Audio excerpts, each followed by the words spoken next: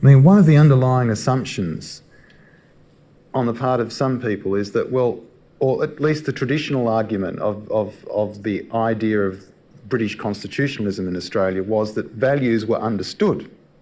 They didn't need to be spelt out. I mean, Britain, after all, does not have a written constitution. England does not have a written constitution.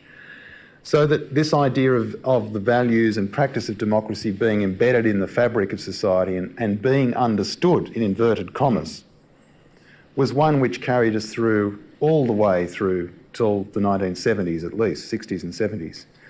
But we clearly now, through the debates that I've just pointed to, are in a situation, because of the diversity of our very society, ethnic, religious, any number of different points of diversity, we cannot assume that those values are understood. Therefore, we need to address that vacuum, that problem. So that is a very real political need.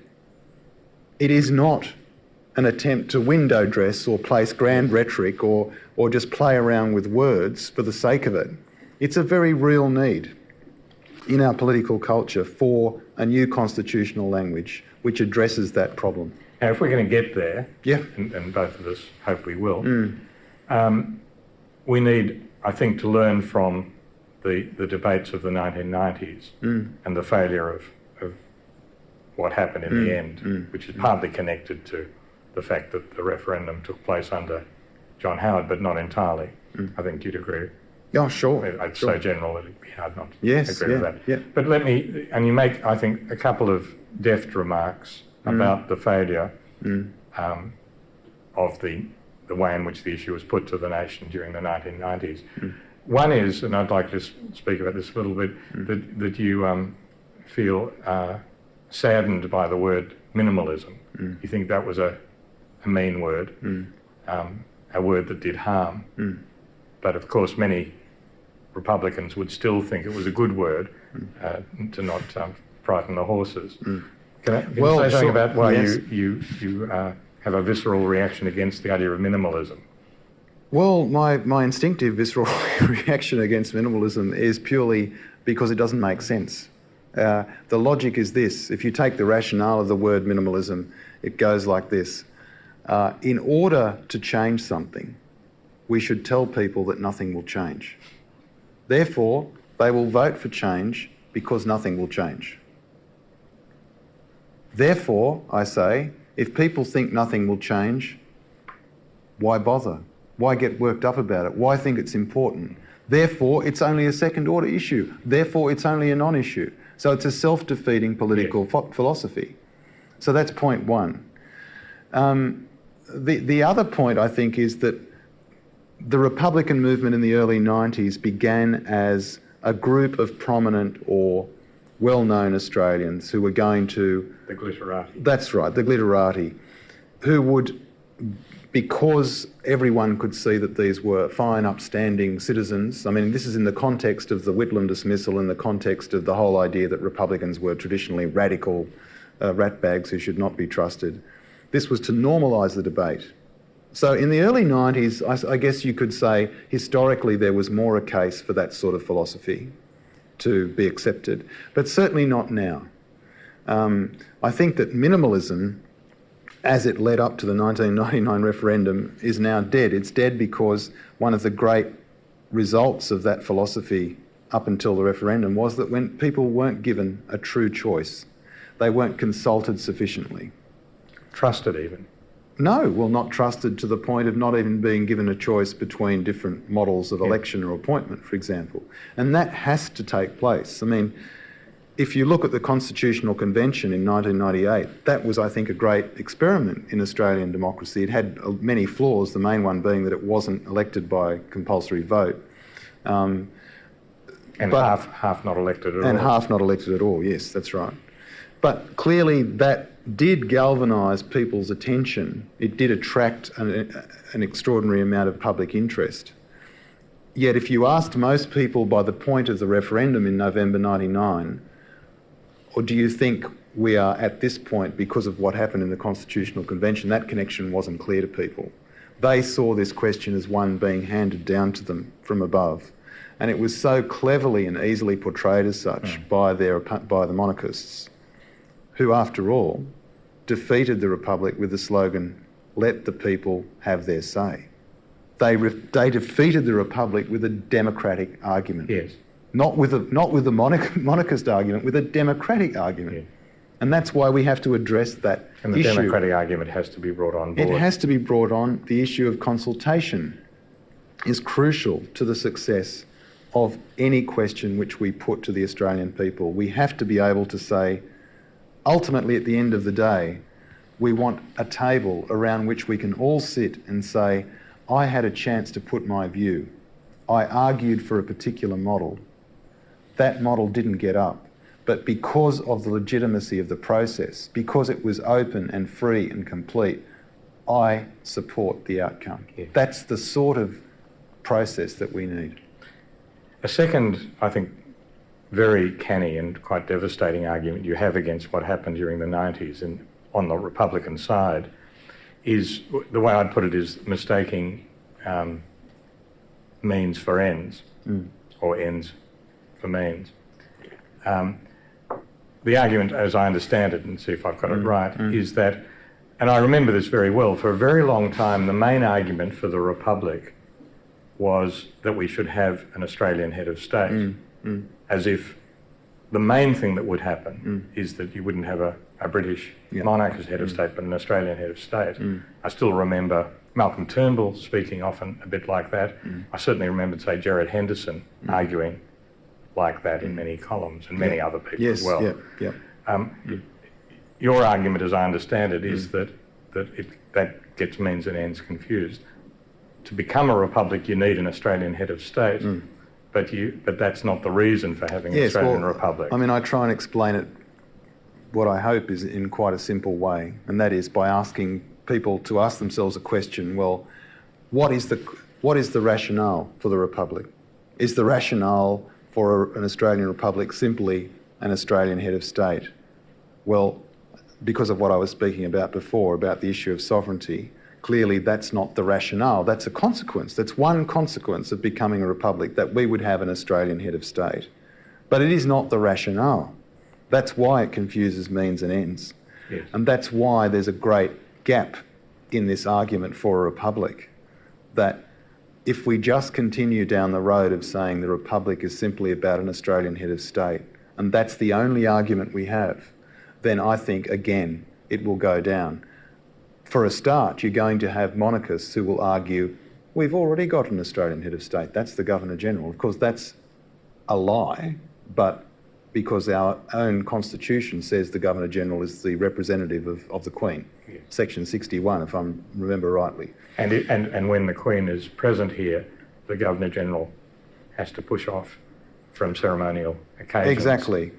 You need no better example of what happens to our Governor-General when the Queen arrives on our soil. He has to disappear. Be the head of state. That's right. He's no longer the head of state. Yeah. Zelman Cowen, for example, I think one of the reasons that he felt in the end the importance of the Republic issue was that he was very aware of that from his own experience of being Governor-General. That he could see that it just was fraudulent to say that the Governor-General is head of state when they have to make way for the real head of state on the few occasions when she arrives. I mean, I think one of the other arguments that really is quite cogent for an Australian head of state, which is never used, is again an argument that it bears more on democratic process than the national arguments. If you look at the role the Crown played at the time of Menzies, whatever you say about Menzies and whatever you say about the Crown, it's clear that the Crown hovered above the office of Prime Minister with some quite meaningful symbolic power and resonance. You only have to look at the photographs on the death of monarchs or the royal weddings, or funerals, etc., and look at the numbers of people lined in the streets, standing 6 or 7 deep, often with their heads bowed, to see that this image of the monarchy had very, very real and deep, profound significance for Australians, at least up until the 1960s. What's happened subsequently, since we've seen that symbolic resonance of the monarchy disappear in our political culture is that there is no symbolic power hovering above the office of Prime Minister. And what has happened is that the very office of the Prime Minister has become more like a head of state. Like a head of state. I mean, you've written very interestingly about the send-offs and welcoming Welcome parties home parades for troops. The troops from the Middle East. Where we saw, for example, Howard at one point actually taking the royal salute at one of the welcome home parades. So he had forgotten even the Yes. distinction between head of state and Prime Minister. We reminded him, but Yes. he'd forgotten. And that was a symptom, I think, of Very interesting. of this new presidential role of the Prime Minister. There were others. So one of the arguments for an Australian head of state, an Australian president, is that in fact we need another symbolic, ceremonial presence that has real force, Yes. which the monarchy once did and no longer has. Therefore we need one of our own, which somehow counterbalances that new presidential role we've seen in the office of the Prime Minister. Otherwise, we'll be going down the route more and more of a presidential Australian Prime Minister. With the Prime Minister playing the role of quasi-head of state. Playing both the role of chief ceremonial figurehead and chief political figurehead. And I think we need to separate those. So that we roles. actually have an asset in the idea of a head of state that floats above partisanship and executive power. Exactly, which is... But we're losing it. We are losing, and really what we're doing, I suppose if we were to succeed in doing that, what we're essentially doing is embracing the argument for monarchy in a way, which was always that the monarchy hovers beyond and above politics, that it doesn't get its hands dirty in the day-to-day partisan politics. That is, I think, and has been one very real cogent argument for monarchy. But because that presence has disappeared in our culture, therefore we need to reconfigure it, embrace the argument by all means, but reconfigure it on our own terms. Yes, and I find this fascinating, and I think what you're saying hasn't been argued as far as I've seen it very often. I have not seen that point argued, but it may have been. I was slow to come to the Republic issue for all sorts of reasons. But when I did come to it, it was mainly, I think, because I had a kind of instinct about what you were saying in the way in which Sir William Deane was Governor General. I saw him as a kind of like a pre-president. Yes. Yeah. But he didn't exercise any executive power, obviously. No. And he didn't say anything, obviously, which was hostile to the way in which executive power was being executed. But what he did do was give a sense of a certain kind of moral authority in the Australian polity. Yeah. And when tragedies occurred, he was the one who spoke and spoke very beautifully about them and so on. And he gave a sense of, in your terms, the narrative of the nation. He was able to speak in a way that suggested he had an idea of what that was, and so on. I think there's that. I remember that wonderful image of Deane in Switzerland when the Australians lost their lives at where was it began with I can't pronounce it, Inarken or anyway, Australians lost their lives in a skiing accident, and there was an image of William Deane throwing wattle down at the point where these Australians died. Now, when a politician, a Prime Minister, does that, lurking behind the act is always an argument, well, perhaps he's doing this just for pure political gain. Yeah. In other words, it's possible to mount a cynical argument. But when a president, or in this case a Governor-General, does such a thing, it carries a much more unifying potential because that person is not identified with one political party. And that is the sort of example, it's one way of thinking about the potential changes that would come about if we finally did have an Australian president who was able to hover above the office of Prime Minister, Leader of the Opposition, in a way that didn't have real political power, but had a very meaningful ceremonial and symbolic role. Now, in the chapter, there are three voices that I think that your argument, to some extent, hinges upon. The first is David Malouf, and without quoting back exactly what he says, essentially what the quote you have from him is that if there is to be a republic, it is to do with essentially sentiment, with the way in which Australians think about themselves and their relationship to the nation and to the... Can you say something about the priority of sentiment in this? Yes, I mean, I think that, again, that's one of the failings of the argument purely for an Australian head of state, is that it embodies, literally, the idea of a republic in a person. And I think that we have to broaden our concept of that emotional connection to this country beyond the person of the president to the place, to the land. I mean, for me, I can only speak for myself, part of the ongoing fascination of living in this country is that all of my cultural antennae, all of my cultural baggage comes from elsewhere, in a sense, from Europe. And like so many Europeans before me, and no doubt after me, there's an ongoing struggle we all have to adjust our antennae to being at home here. Hence the idea that the mother country was elsewhere, was Britain. The mother country is here. And you think even...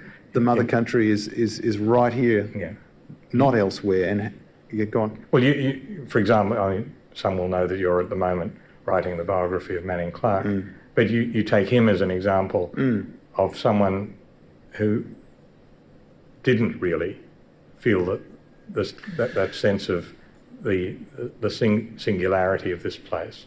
No, I think he comprehended the singularity of it, but he felt in permanent exile from it. I mean, Clark wasn't quite real.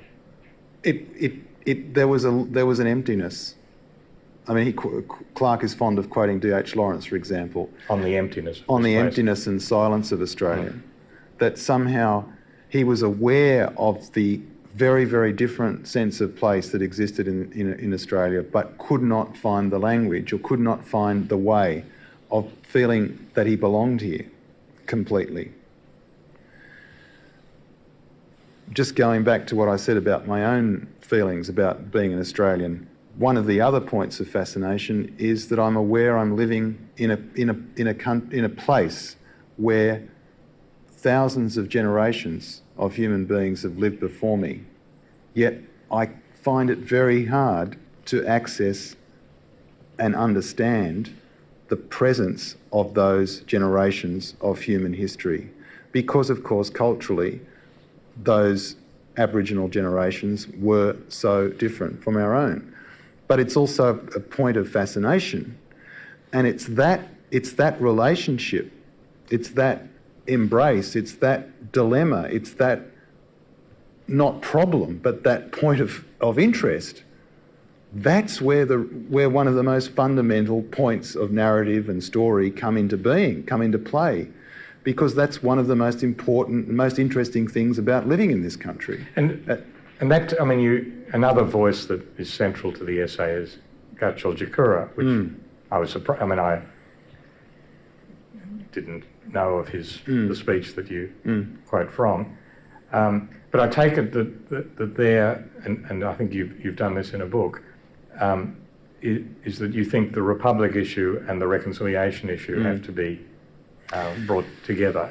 Well, I'm certainly not suggesting that they should be formally linked.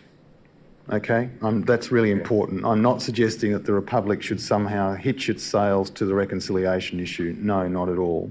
I'm saying that a Republic which doesn't address the importance of the issue of reconciliation is a Republic, ? Not worth having, perhaps. I asked the question in the essay, do we want a repeat of the situation of 1901 where the Federal Constitution came into being without any reference to Aboriginal people? Are we going to argue for a republic and do the same? Surely not. Therefore, the issue of constitutional recognition of Aboriginal people as step 2 now, we've had the apology, but step 2 in the process, the ongoing process, is crucial. So that we have to think of the move to a republic as an opportunity to play a role in that ongoing process of reconciliation. And we have to stop thinking or stop juxtaposing symbolism and pragmatism. If February 13 proved nothing else, it proved that symbols matter, symbols change things, symbols affect people, and most of all, they affect sentiment. And therefore, we need a marriage, if you like, of symbolism and pragmatism, and the juxtaposition, or to say that you can only debate the question of Aboriginal housing and health and the crisis in Northern Australia, which is of course very real, that you can't deal with these problems at the same time as you deal with symbolic issues, is surely a nonsense. Yeah. You can do both. They're not mutually exclusive. Yeah. And when I read your passages on Gatchel Jakura and the idea of becoming reconciled republic, it was an interesting idea, and it has an element which I'd like you to talk about a bit. I mean, reconciliation normally means reconciliation between Indigenous and non-Indigenous people, but towards the end of your chapter, just in a line, you suggest there's also coming to terms with or reconciling with one's own history. Yes. Which is a quite different idea, actually. I mean, reconciliation can be both. But it seems to me that if you're talking, if I understand you right, talking about the Republic as requiring a narrative, a new narrative, and a lot of that will be to do with the affirmation of the democratic values. Sure. But there's also, is there not, in the narrative, a need to recognise, the dark aspects in the country? Is that what you mean? Yes, no, I do. I mean, the notion of reconciliation for me goes way beyond the mere question or issue, not mere, but the issue of an apology. It goes to the very, if you like, it goes to the issue of visibility. I mean, for so long, we've pretended or believed, if you like, that this Australian nation that we were building could be built in a way in which Aboriginal culture was either displaced or invisible. What is crucial to the Republic is the visibility of Aboriginal people within the Republican Constitution and within the move to a Republic. For Aboriginal people, the Constitution is a fundamental document. They see that very clearly. And it's an issue of great significance that they are present in that document. Look at the word sorry, for example. I mean, I think we saw on February 13 the word sorry in Aboriginal English has much different and deeper significance than it does in Australian English. In other words, sorry business, which goes beyond, which applies to when people die or other such things. The phrase sorry business is much broader. So therefore the word sorry for Aboriginal people has a different and added layer of significance than it does for non-Aboriginal people. Well, I think you could say in a similar way the question of visibility and constitutional visibility has also a much greater or different significance, if you like, for Aboriginal people. So it's not simply about non-Aboriginal people playing games or coffee table language about Aboriginal people. It goes much more far beyond. It's not that. It's a very real need on the part of Indigenous people to be included. And that process of inclusion goes to the fundamental question of our history, the question of the very, very real history of Aboriginal land being taken without compensation, being taken without their consent. And that is, whatever you say about the process of dispossession or about the process of colonisation. We can argue about the process and the finer points of that, but we can't deny the consequence. The consequence of that process of colonisation was dispossession, was that Aboriginal people had no sovereignty over their land. That was the consequence. I mean, I can't find anyone, surely, who would deny that. If so, this move to a republic in constitutional language has to address that dilemma. And it seems to me interesting about the process of, if any of the former British settler societies wish to become republics. The United States did quite a long time ago, but the others haven't, apart from South Africa. It seems to me it necessarily raises fundamental issues.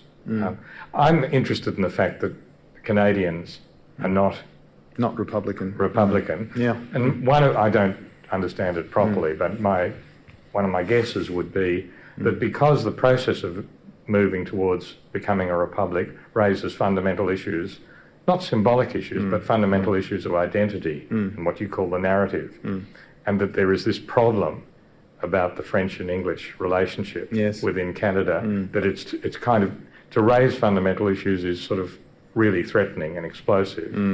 But I take it not to be the case here. But I do think it's also true that the Indigenous question is inescapably part of the process of maybe in the preamble technically, but more deeply it has to be thought through. Yes, and the rituals of that change have to be thought through.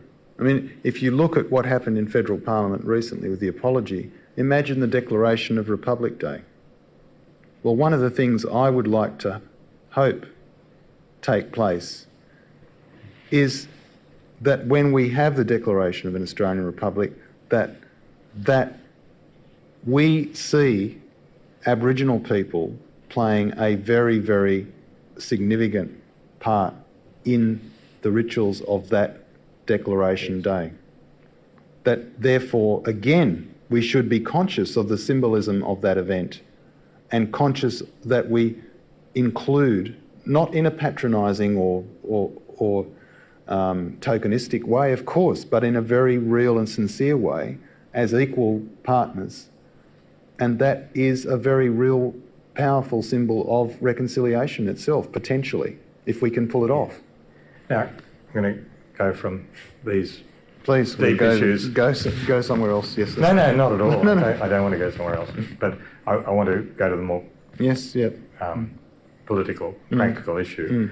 And I just want you to think about this. Do you think that at a certain point in the trajectory of the Rudd government, let's say it does last more than one term, which I think is likely, do you think there is a chance that this will become a central issue? It obviously can't, if it remains a second order issue for the Prime Minister, even if it's a second order issue that they take on board, it seems to me it won't get anywhere for the reasons you've already outlined. That we either see it as really important or it's not worth doing. It seems to me that I think you've put about as clearly as anyone could the way in which it's self-defeating to think about minimalism or second order issue and then wish to change the narrative of a nation in a second order way.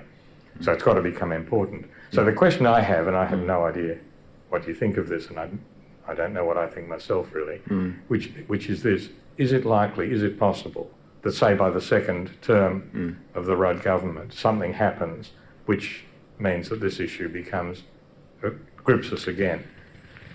Yes, I think it's more than possible. I think it's likely. I mean, both the issue of the Republic and reconciliation. Let's look at we've gone 12 years since the Howard government was elected, March '96. We've got now a Labor government after 12 years. Despite the fact that we had 12 years of virtual, well, not silence, but certainly the last part of that 12 years, it was accepted that reconciliation, Republic, etc., were marginalised successfully. They were off the political agenda. Look at how quickly, a matter of weeks, that the issue of reconciliation resurfaced. And the reason for that is because it has a fundamental moral truth underlying it that can't be brushed aside. And the Republic has a fundamental question of selfhood, of self-identity, that is not some hackneyed debate about breastfeeding Australians versus English colonials. Not at all. So the Republic, if you like, is the way, is the most powerful way for me as a nation through which we can start to reconfigure ourselves in such a way that we line up our national symbols with the sort of people that we truly have become, in a way that also is not defining ourselves as for all perpetuity and saying, well, this is who we are. In other words, in an open-ended way, which recognises that in the future this process will happen again. It's an ongoing thing. It's not for us. It's only for each generation to do it, if you like, for themselves. And that's a task we haven't taken on. So I don't think that the Republic is simply going to be brushed aside as a second-order issue. But I do think that since the Keating Republican years, we've assumed that government will take the issue alone, that it's up to government. I don't think we should rely on that easy assumption that we can just leave it to government, because I don't think that's enough. I think that we have to start thinking in terms of the Republican movement more broadly, how we might talk to one another and how we might lobby government and how we might speak publicly in ways which start to, just through the different conversation, hold up this image to Australian people in a way that they've not seen before. That we have to start seeing more of that from people outside of political parties.